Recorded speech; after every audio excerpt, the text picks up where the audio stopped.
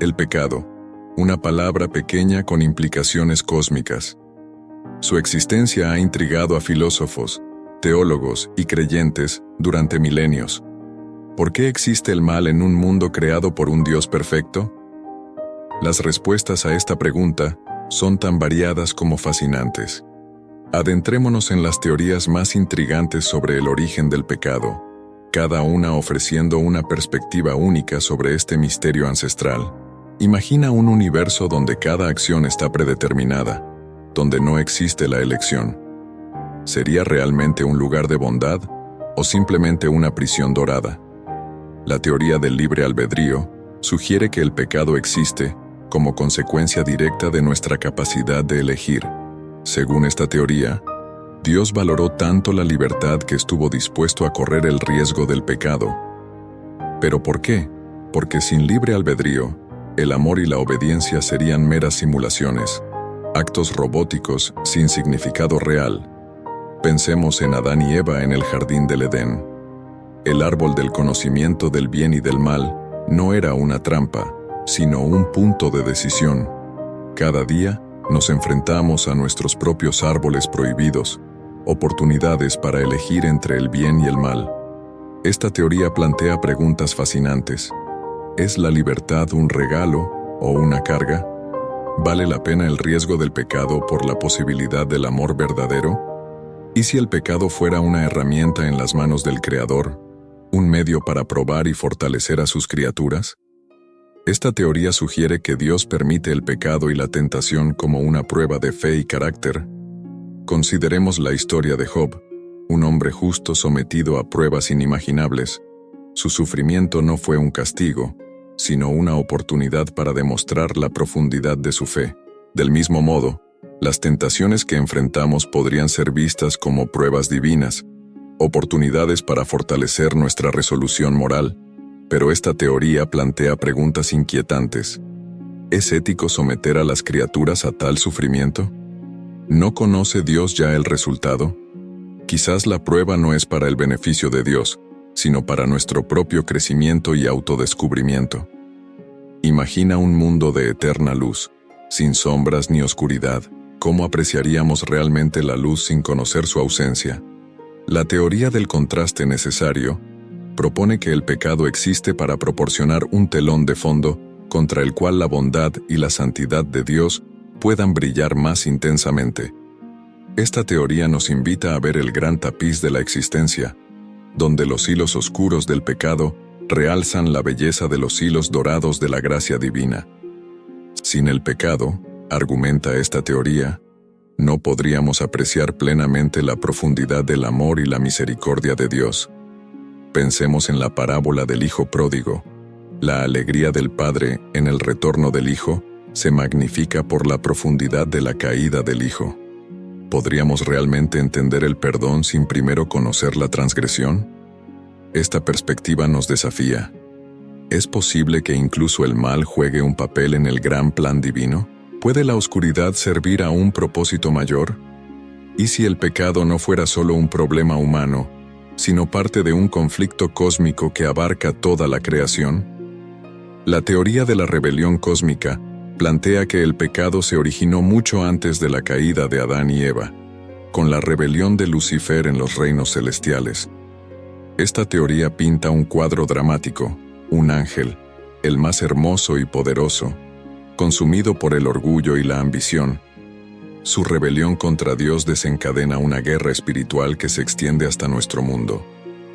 Según esta perspectiva, la Tierra se convierte en un campo de batalla cósmico. Cada acto de bondad o maldad es parte de este conflicto mayor.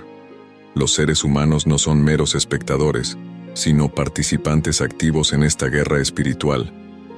Esta teoría nos lleva a preguntar, ¿somos peones en un juego cósmico o agentes libres con el poder de influir en el resultado? ¿Cómo cambia nuestra perspectiva del pecado si lo vemos como parte de un conflicto universal? ¿Podría ser el pecado un medio para nuestro crecimiento y maduración espiritual?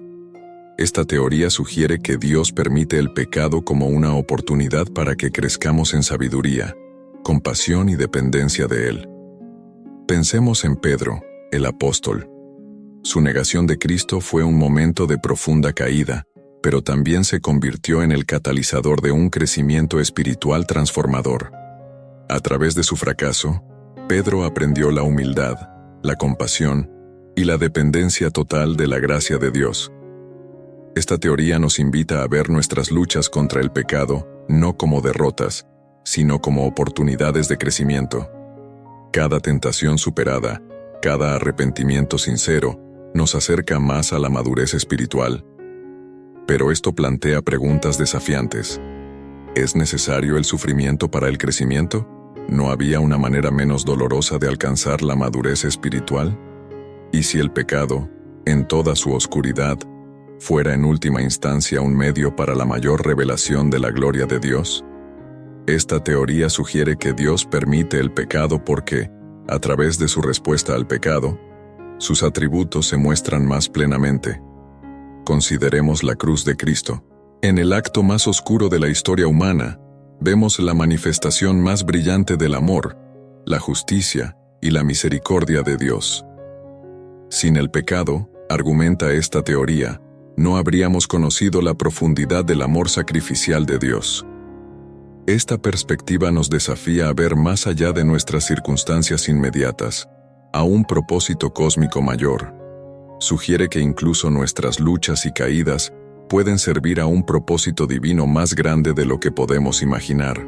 Pero esto nos lleva a preguntas profundas. ¿Justifica el fin los medios? ¿Es ético permitir el sufrimiento por un bien mayor? Finalmente, llegamos a una teoría que es más una admisión de los límites de nuestro entendimiento.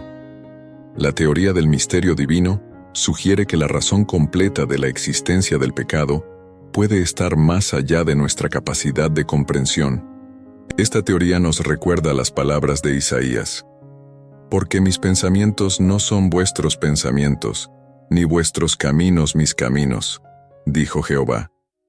Como son más altos los cielos que la tierra, así son mis caminos más altos que vuestros caminos, y mis pensamientos más que vuestros pensamientos. Quizás, sugiere esta teoría, debemos aceptar que hay aspectos de la existencia del pecado que simplemente no podemos entender completamente con nuestras mentes finitas. Esto no es una invitación a la ignorancia, sino un llamado a la humildad y al asombro ante el misterio divino.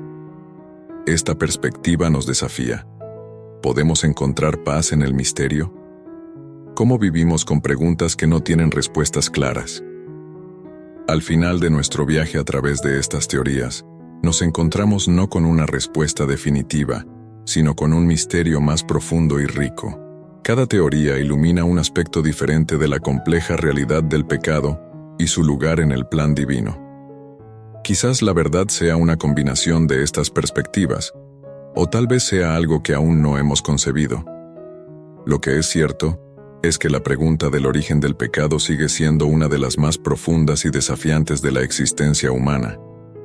Mientras contemplamos estas teorías, somos invitados no solo a buscar respuestas, sino a vivir las preguntas. ¿Cómo influyen estas perspectivas en nuestra comprensión de Dios, de nosotros mismos y de nuestro propósito en el mundo? ¿Cómo respondemos al pecado en nuestras propias vidas y en el mundo que nos rodea? El misterio del pecado nos desafía, nos perturba y nos inspira. Nos recuerda que somos parte de una historia más grande, un drama cósmico que se desarrolla a través de las edades.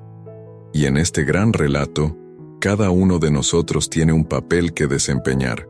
Mientras continuamos luchando con estas preguntas, recordemos que el objetivo final no es solo entender el pecado, sino vivir vidas de amor, compasión y propósito. En última instancia, quizás la pregunta más importante no sea ¿por qué existe el pecado?, sino ¿cómo respondemos a su realidad en nuestras vidas y en nuestro mundo? Y si te gustó este video, haz clic en el video que aparece en la pantalla. Padre nuestro que estás en los cielos. Estas palabras no son meras sílabas, son el eco de una promesa, un puente entre lo divino y lo terrenal, una enseñanza que ha trascendido milenios. No te lo pierdas. Gracias por estar aquí. Y que la luz divina te acompañe siempre.